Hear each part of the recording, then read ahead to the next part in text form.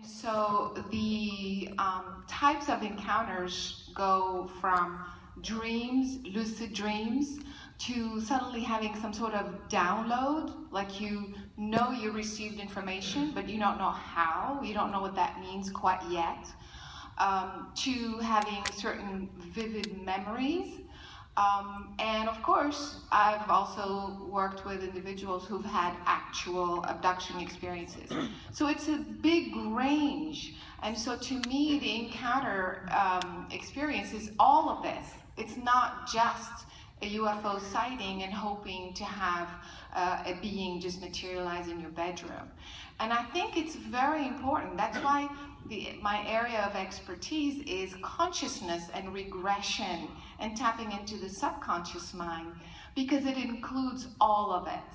And so, and to me also, I realized that part of these experiences, or anyway, to me is most of it, is because we are meant to perhaps remember and consciously reconnect with our cosmic lineage. The reason why we're being contacted or receiving messages from other beings is because these messages have something to do with who we are in this body today. And we're here to kind of understand the bigger story. What is my purpose? Why am I here? Why is this being contacting me? Why am I speaking to a being from Sirius B and my neighbor is speaking to a being from the Pleiades? It is because it has to do with our purpose and what we are here to do with this information. So that's why, to me, the encounter covers this entire range. We shouldn't dismiss that, oh, I just had this vivid dream, but it's not as powerful as, you know, somebody else who had this abduction experience and saw an alien materialize in front of them. It is all extremely important, and that's why I work, you know, through regression and group regressions as well, to try to help you figure out what this encounter is really about and what you're supposed to be doing with it moving forward. Thank you.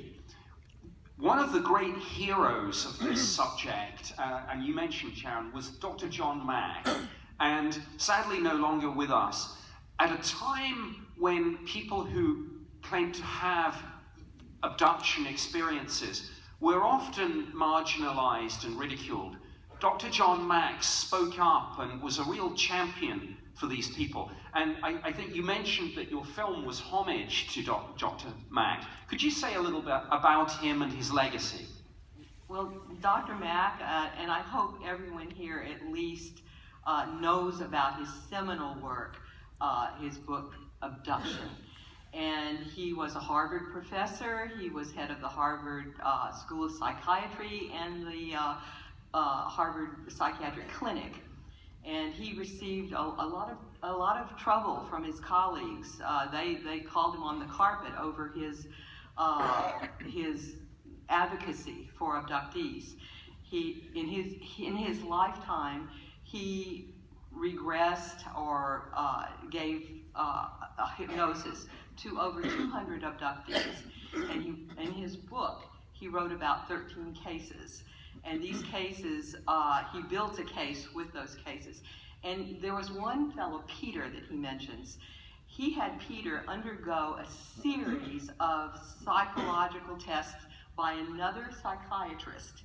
And it had the Rorschach, it had an IQ test, it had all these other personality tests to prove that Peter did not have a psychosis. Peter did not have a psychosis. Peter was about as normal as a fellow as you could find. And Peter had phenomenal experiences with his abductions. So Dr. John Mack gave the most credible scientific basis to his studies that we've had, along with, we've got wonderful David Jacobs and Bud Hopkins and Don Derry now. We've got the MUFON Experiencer Research Team with Kathleen Martin. So we have a lot of good therapists and scientists giving a basis to these alien abduction experiences so that they're not considered just pie in the sky, lucid dreams. And I find that very supportive and helpful for all of us. Great. Now, we are in, obviously, the great state of Texas. I would be remiss not to mention the fact that Texas was the site of a UFO incident, some say a crash, at Aurora. And Daniel, I think you have done some work with the late Jim Mars on that. Can you say a little bit about that for those people that might not be aware of this? That's right. Yeah, I was fortunate enough to work with Jim closely over the last several years, and he took me to Aurora. We lived close in the area. It's within an hour from here, for those of you who are around and have some time during the weekend. It's a really interesting place, but he showed me years ago, took me to the alleged crash and then grave sites. And this is something that predates modern aviation. This is an interesting aspect to the UFO case that touches back into the pre-modern world in a way that there shouldn't have been anything in the sky. But in 1897, at the culmination of what is known as the Great Airship Mystery, much of which we can see here in Texas, there was something that crashed over in Aurora. And because of the calamity, enough of the people came out to see debris just scattered everywhere for probably miles. And then in the local newspaper here, the Dallas Morning Herald, it says that there was the remains of a body which was badly disfigured, but enough was gathered to determine that it was not an inhabitant of this world. And so it was therefore collected, put into a small child-sized grave, and taken down, put into the local cemetery, and given a formal Christian burial, which you can go today and see the historical marker, which says all of this. I don't think there's any other historical marker like that probably in the world. So I think it's kind of an incredible case. Whether you believe it's an alien or not, the city now is really embracing the theme, and so they have a whole stylized logo with a spaceship. It's the story of the ship that crashed into the windmill, blew up. They put the metal into a well and took the alien into the grave down the road in the cemetery. So it's a fun case, but it's something that now is 122 years old, and we actually have a few crash cases here in Texas that are similar to Roswell, but this, mind you, dates 50 years before Roswell. So I would jokingly say that they came back 50 years later to try to recover their relative, but that didn't turn out well for them either. Now, Alejandro, you have very recently, with Open Minds, done a really deep dive into the still unfolding story of the US Navy videos, the Pentagon's ATIP program, Tom DeLonge's To the Stars Academy of Arts and Science. Can you update the audience on your latest research and views on this? Mm-hmm. I do want to mention, it's just funny because I'm hearing about Aurora, Texas from Daniel, and I'm looking at Charlotte Mann right here. Actually, her family was part of another famous crash event, Cape Girardeau, and her father's similar experience was asked to come and give the last rites to some creatures, or grandfather. I think I got that wrong. So it's just, there's many of these credible incidents. But anyway, when it comes to the Navy and To the Stars, yesterday I did a talk about how a rock star facilitated UFO disclosure, and really that is what happened. It shows, I think, what can happen when someone, especially well-connected and with the right connections, and with just the gravitas and the will, can make something happen. Some people may be resentful that this guy, this goofy kid, Tom DeLonge, who is part of Blink-182, if you know Blink-182, you might have seen him dancing around on TV in his boxer shorts, things like this in the past, but he really wanted to get to the heart of things, and he was working in a cooperative way with the government, and things have really opened up. He opened up this organization, To the Stars Academy. He was able to cooperate with the government and get some people who are very high level who have been interested in this topic. And one thing, if you've researched this for a long time, even when it goes all the way back to Project Blue Book or any of the projects that the Air Force investigated, although we are given the impression that the military thought nothing of UFOs, they did their investigation, that's not the case. There's always been a large group of insiders who have felt otherwise. And there's always been a large group of people, just like, you know, some of the people at the table here, who have had their own experiences. High-level officials who have had their own experiences and take this all very seriously. And so there's always been this struggle going on in the background.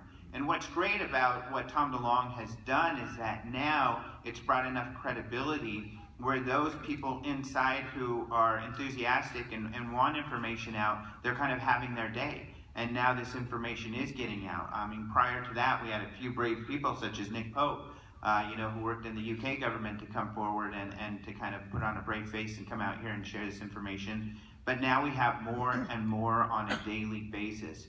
What's exciting about the recent news is that the Navy's been so cooperative. When Lou Elizondo, who worked for the Pentagon, came out and told the New York Times and the world, hey, I used to investigate UFOs in the Pentagon, you know, this wasn't something he was told to do or he necessarily had permission to do. It's something he took upon himself because he felt the government wasn't taking their research seriously enough. Fortunately, Harry Reid was able to back him up. Harry Reid was the senator who got that funding, along with other senators, and it was a, you know, across the aisle thing, or Republicans and Democrats that were supporting this work, and are now, because what's exciting is what you don't know behind the scenes is, like Nick said, there are a lot of politicians on these very important committees, Intelligence Committee, Homeland Security Committee, Armed Services Committee, that are having discussions and coming forward and saying, hey, we need to know more information. Some of these names are names you would know very well. Some of them are your own representatives, but they're not coming forward. However, some people, like Mark Walker, who is part of the Homeland Security Committee for the House of Representatives, have been brave enough to come forward and say, hey, you know, Navy, if you're taking this seriously, what are you investigating? What are you finding out? And they claim that, you know, we are investigating and we are giving that information to some of the committees, especially the National Defense, like Armed Services Committee. So a lot of discussion going on, and that's really exciting. And in the background, you know, the To the Stars Academy group, the group that were on Unidentified, the television show that was after Ancient Aliens throughout the month of, I think, August when the show was airing, so hopefully some of you caught that. They're still working. They're still in DC on a regular basis, talking with military leaders and politicians, and more is happening right now. Stories are coming out on a regular basis. The Navy saying, yes, those were UFOs. They've already said this, but kind of clarifying, yes, those were unidentified in those videos. Information like this is going to continue to come out, and, you know, watch those headlines, because we're going to see more headlines coming out in the coming, I was going to say months, but even in the coming weeks. So it's a very, very exciting time. And although they haven't touched on, you know, people with experiences, there are people involved with all of this who have had experiences. And it is something that they are looking into. It's something they take seriously. And no doubt over time we'll see some of that as well. Sure, and it's interesting, if you look carefully at Harry Reid's 2009 letter to the Deputy Defense Secretary, there's a throwaway line in that letter where he's talking about the Pentagon's ATIP program, and he says that one of the things that they did was to investigate the physiological effects of this on the human witnesses. And that, my understanding is that that has involved things like blood samples and DNA samples from UFO close encounter witnesses and perhaps even abductees. And another interesting aspect of this story, which came up again just the other day, is the so-called meta-materials. These strange materials that Luis Elizondo, who I occasionally talk to and have met and discussed aspects of this with, he chooses his words very, very carefully, as you would expect from a former career intelligence officer. But he said on his most recent interview on Tucker Carlson Tonight that the metamaterial samples that the To the Stars Academy have in their possession come from two different sources. He said some have been obtained from the public, but he chose his words carefully, and he said others have governmental source. They have a governmental source. So does this mean, as some have speculated, that this is indeed debris, wreckage from Roswell or perhaps Aurora? I don't know, but I think we are in, as Alejandro said, a fascinating period of time, and this story is going to run and run. I mean, as a matter of interest, and this is going to be a two-part question, how many people in the audience, and please raise your hands, have had a UFO sighting? Okay, it's quite difficult for us to see, actually, because of the lights, but I saw quite a lot of hands there. And how many people have had what you might categorize as either an alien abduction or an alien contact experience? Or missing time, or something weird like that in the time-space. Or strange marks on your Yeah. body suddenly appear. I can see a lot of hands. I can see a lot of hands. That's really interesting. Now look, we're in the second half of this panel now, and I don't know whether the backstage staff have a roving microphone somewhere, but we all, oh yeah, there is one up there. If anyone has any questions for any members of the panel, would you perhaps line up at the microphone? I would say two things. Firstly, apologies in advance. We are unlikely to be able to get through everyone. You guys are also part of the disclosure when you start to talk about your experiences. I remember a while back, I was terrified to be saying, oh, I just, saw this guy materialize in my bedroom, and we had a telepathic, communication. So I think this is the time for us to feel comfortable and for you to realize that you are part of the disclosure, and the more you acknowledge your contact, encounter, and experiences, the more we are all contributing to the disclosure. So please feel comfortable and feel okay to share your stories. Thank you. First question. Hi, my name is Jada, and I'm a social scientist from St. Louis, Missouri. I'm going to make my question as quick as possible, but it's very thorough, so please bear with me.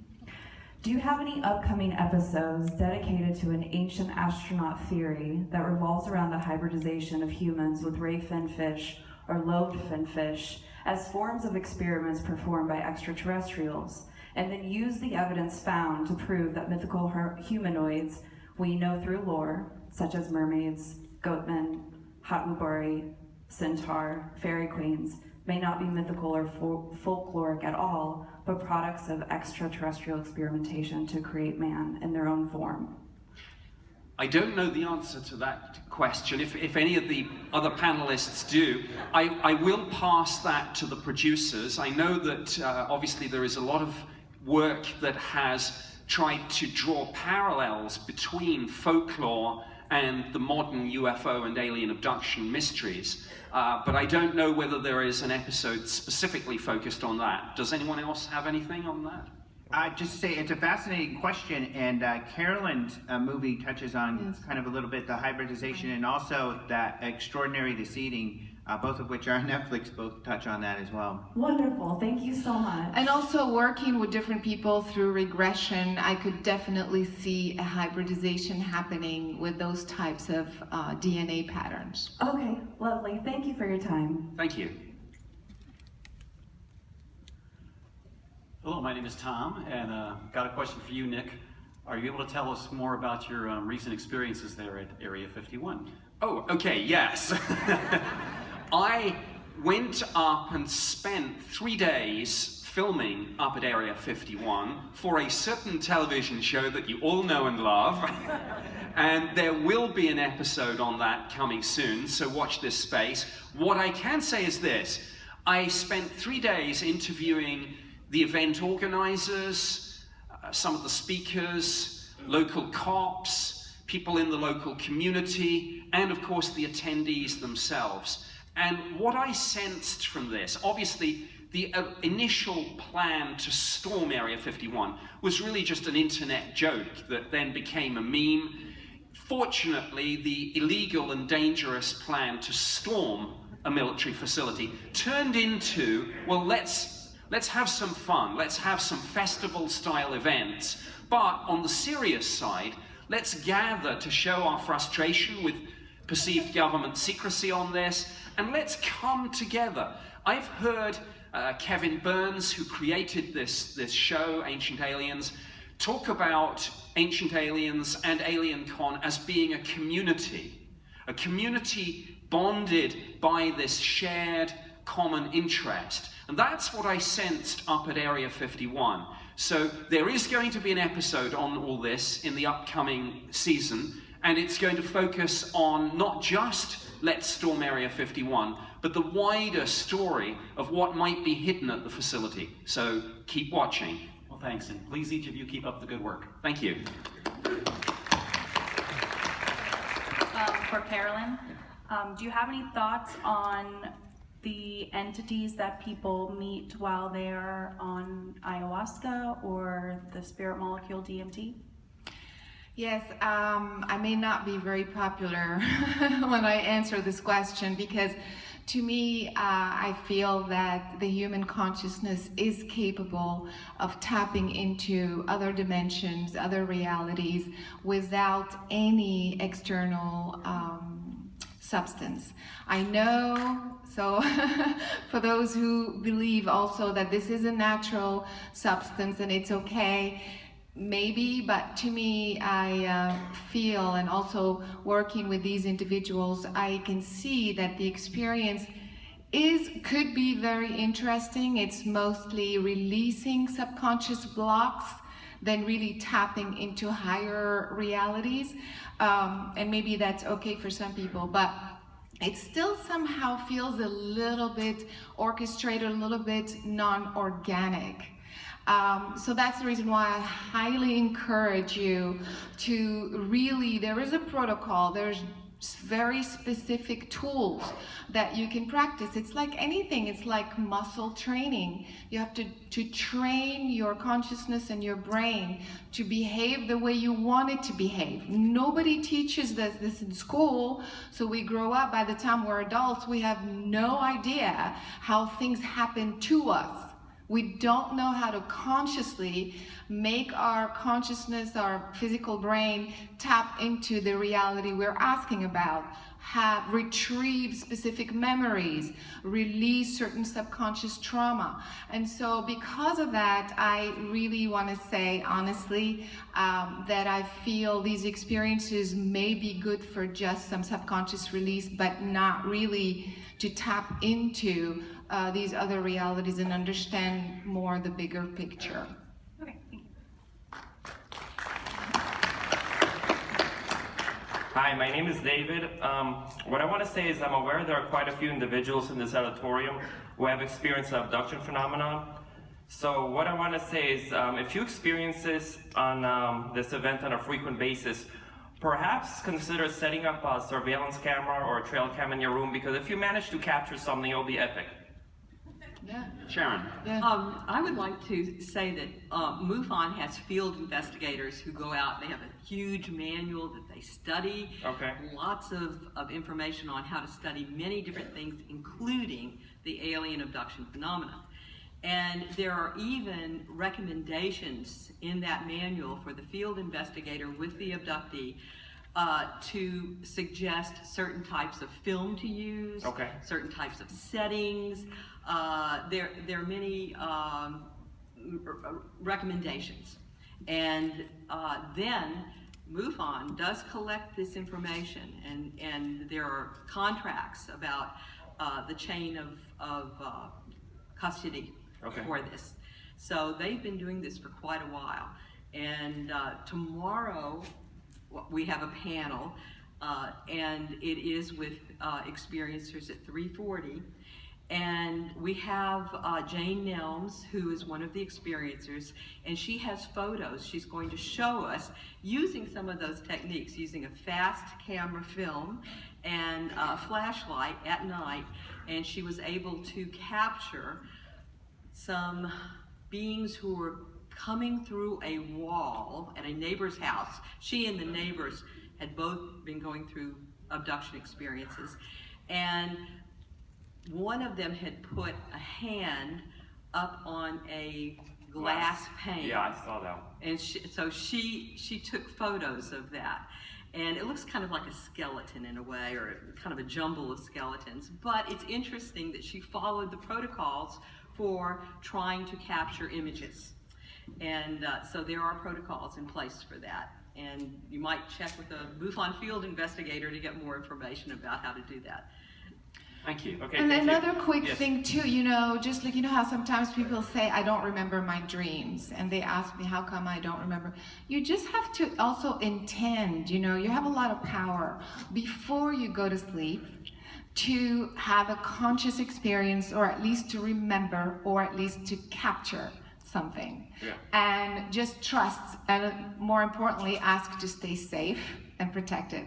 And then go to sleep. You'll be amazed how something that simple can work. Thanks. And I should just name check the physicist Michio Kaku, who I was actually at a conference with in Barcelona 3 weeks ago. And he made a little light-hearted comment about the search for smoking gun proof of this. And he said his challenge to abductees is, next time you're on the ship, try to steal something. Now, I should say that he is not he was not being an aggressive skeptic trying to ridicule this. He is genuinely enthralled by these US Navy videos, by the way. And he said in Barcelona, and these comments were picked up by the mainstream media, that it's almost as if the burden of proof has now been reversed. And with what we now know about this phenomenon, it's almost now up to the government to prove it's not alien. So, well, the search for a smoking gun proof goes on. But thank you for that. Thank you. Thanks. Next question, please. My name is Fred. I've watched most, if not all, the Ancient Alien episodes. I appreciate the work you folks are doing. My question for the panel is, in your opinion, where does God with a capital G fit into the UFO equation? Big question. Daniel, do you want to chime in on that? No pressure, no pressure. So I think about it in a scalar form. A lot of different, let's say for instance, you look at all the pantheons throughout history and mythology, they all have usually about 12 different iconic figures, and then usually one which kind of encompasses all of them as a totality, signifying sort of the overall unity of everything their civilization symbolizes. If you take that into consideration with what we're doing now with modern UFO cases, I think that what we're understanding is something similar to seeing how technology now presented to someone that we deem more primitive would seem as magic. So if we continue in that fashion and say, okay, if we have things that are breaking laws of physics or seeming to defy them, that might seem godlike. And I think that the more we look into this science that's sort of mysterious to us, we'll find that there are things that we're still very much unaware of in the universe, and that we continue to expand our knowledge and understanding in a way that gets us closer, not just with this idea of an external source of this supreme being, but with each other. And I think through that totality, through our connectedness, our collective consciousness, we reach further into ourselves and then further outward as well. And so to me, I think that God with a big G in relation to the UFO phenomenon is an interesting aspect, simply because it relates more, I think, about consciousness than it does an external figure. And if it does relate to a figure, then I don't put a big G on that. So thank you. So I would like to address that. I like the term Big G. It makes me think of God. If he was a rapper, Big G would be a rapper now. But I do a talk about religion and aliens and extraterrestrials and how it's affected modern religion and even created new religions. And for the most part, for traditional religions, they integrate just fine with this information. Most religions and religious scholars have talked about this and said, if God could create life here on this planet, he could create it wherever he wanted. The only religion that scientists like at SETI and others kind of poke fun at or try to challenge are the Roman Catholics that their theology doesn't fit so well, especially given the doctrine around Jesus. And however, the church has really tackled that. The Vatican has had events that they've held to talk about alien life and how, you know, they're open to the science and that actually they're just fine with it. There's not a problem with it. So really it integrates well. There's a guy named Ted Phillips who did a study on, you know, how would you react if disclosure happened and you found out there were aliens? How would this affect your religious views? He's a scientist and a religious scholar. And how would that affect the church? It was kind of interesting because most people said, well, the church might have some issues with it, but I wouldn't. But then they asked, well, what do you think about other religions? And Christians said, I think I'm going to be fine, but the Jewish people and the Buddhists, oh, they're going to freak. The Jewish people, the Buddhists, they're like, I think we'll be okay, but the others, they've got problems. So it's kind of funny, we have this intuitive kind of idea that religions will be, you know, in a lot of trouble if there's disclosure, but most religions felt we're going to be fine. They just felt, you know, the others were going to, and then the non-believers were the worst. They were like, oh my gosh, religions are in big trouble when this all comes out. So I think mostly it fits well, just fine with people's current belief systems. In May 2008, the then director of the Vatican's observatory said there is no doctrinal problem with the existence of extraterrestrial life, and the reason for that, he said, was that because humans may place no creative limits upon God. So that was the view from the Catholic Church. And they said they would baptize an alien if they had the opportunity. I'd like to chime in just a little bit here.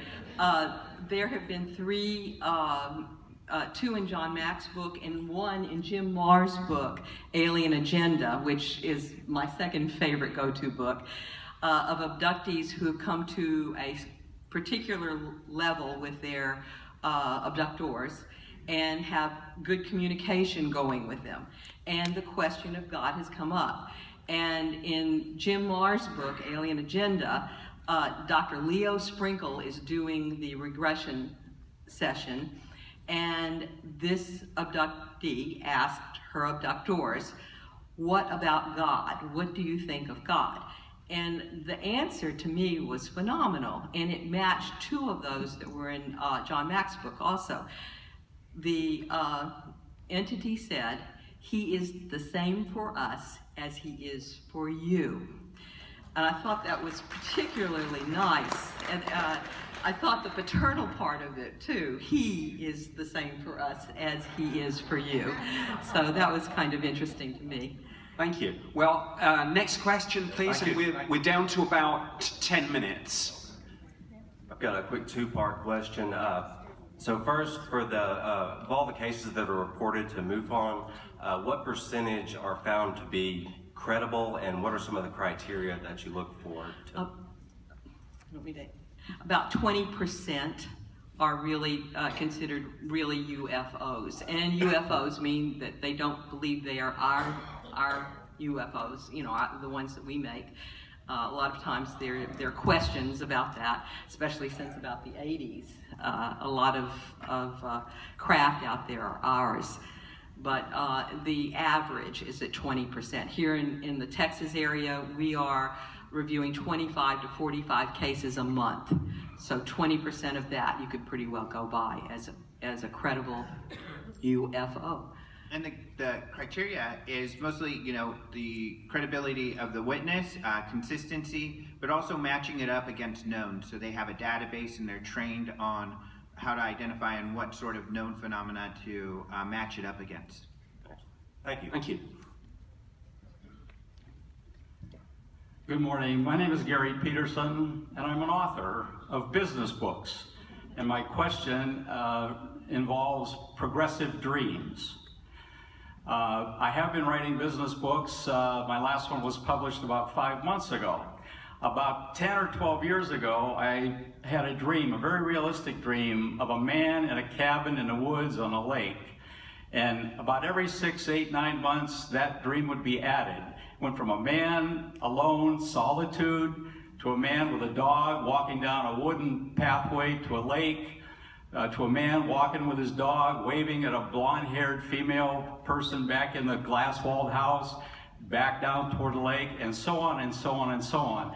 This progressive dream lasted for about 10 years, and it culminated with a man walking his dog down to the lake with the water level rising, looking back at a female that had taken a darker form and was levitating in the air in an open fog.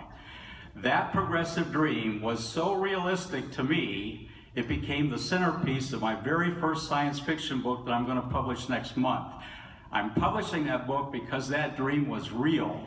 And I want to know if anyone else has had those experiences, because I cannot be the only person that experienced that marvelous progressive dream. Thank you. Caroline? Yeah, I work a lot with the dream, because the dream world, because it is really part of our guidance system. So I have a whole, course, that describes how we actually dream, why we dream, and what, the symbolism in dream, why, what certain things you are downloading for your personal experience, and what is more of a premonition of something else that could be happening. So, of course, it's just to summarize, it's a whole kind of understanding. It's not at all one size fits all. Like if you dream of a black snake, it means this, or a black cat means that. It's actually very subjective.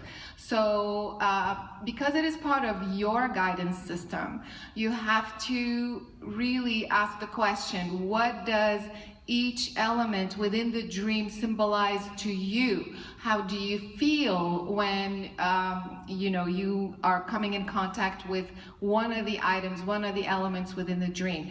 So there's a whole kind of protocol, a whole kind of way to try to decipher the content of your dream. Each stage of the dream, then? Each stage of the dream? Yes, exactly. And so also a lot of the times we don't know how to consciously, I was saying this earlier, we don't know how to consciously say, okay, I want to download some extraordinary formula that will, bring free energy for the whole planet. We all want to do that, right? But then our conscious mind, there's all kinds of subconscious things that pop up, fear, confusion, or all kinds of stuff. So because of that, we use dreams as the kind of in-between world to download things that we need in real life. And, it's kind of safe because it's like a dream. But you know very well that it's part of your consciousness, and that's why it feels real, because it is real. Very real. Thank you. Sorry, We're right down on the clock. Can we take one last question, I'm afraid? So this will have to be the final one, and then we'll just make some brief wrap-up remarks.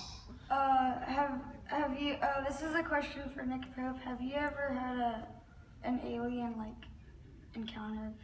Sadly, even though I've investigated hundreds, probably thousands of cases when I was investigating this for the Ministry of Defence in the UK, I personally have never seen a UFO, or let alone an alien. So that is an experience that maybe lies in my future, I don't know. So I suppose in one way that has enabled me to stay as a neutral investigator of this. But I now live in Tucson, Arizona, so it's a very good place for sky watching. So who knows? Thank you for that question. Thank and you. my apologies that I haven't really been able to get all the questions in.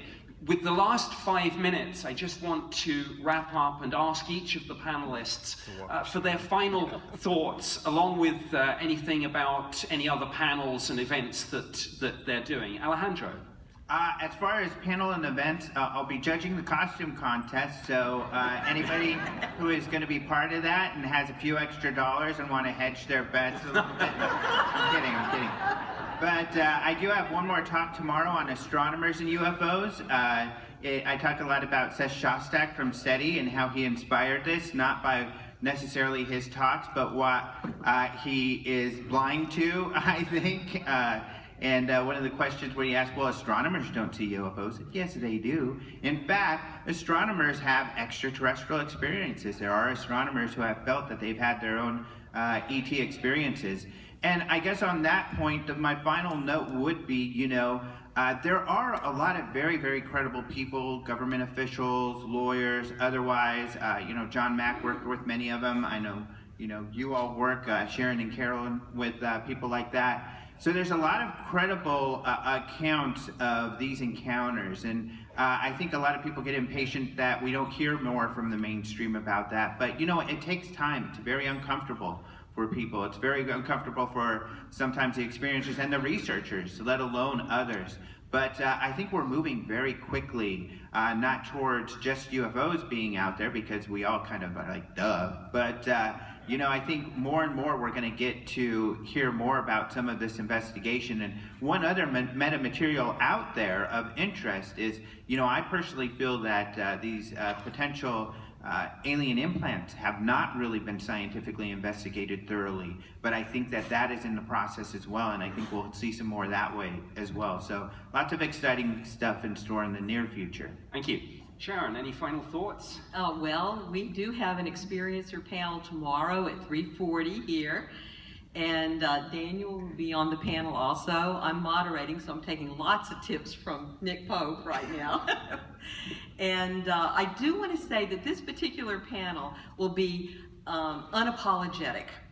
It seems like experiencers are always quite afraid that they don't have enough proof about what they've experienced, so there's a little hesitancy to share. But the 3 lifelong experiencers that we are featuring have had experiences since early childhood to their older adult ages now. And it's kind of damn the torpedoes. We're going to tell our story and let people know about it, and we don't care if you believe us or not. So I think you'll have a lot of fun tomorrow at that one. Great. Caroline? Well, actually, I'm on in 45 minutes for a regression session. So for those of you who really want to experience something that happened to you, you're not quite sure, missing time, some encounter, this session will help you actually experience and go back to that trauma or to that experience and try to resolve it. It's not hypnotherapy. You won't be hypnotized. It's more of a method that I will guide you through the process. And also it's a good protocol to learn so that even moving forward in your life, you know how to tap into your own subconscious and try to resolve some unresolved issues. So I highly encourage you to visit that, this process in 45 minutes, and tomorrow there's another one. Because like I said, at the end of the day, we're looking outside ourselves. We're looking for UFOs. We're looking for who they are. But really, I think to me, what's really important is to understand who we really are. And so I highly encourage you to go deep into the subconscious and sort these things out. Thank you. Thank you. Daniel? Right, you can find the Vortex on all social media and YouTube, as well as the Texas UFO Network, to find out about the latest news, events, things going on in the area, how you can get involved. And we like to keep an open mind because there are new discoveries being made every day. So let's work together to find out what's next, and we'll see you guys in the Vortex. Well, we are officially out of time, so I would like to thank you for having attended. If you have had a UFO experience or some sort of alien contact experience, I think what this has shown is you are not alone with that. Yes. So with that said, thank you very much to all my fabulous panelists here, and enjoy the rest of AlienCon. Thank you.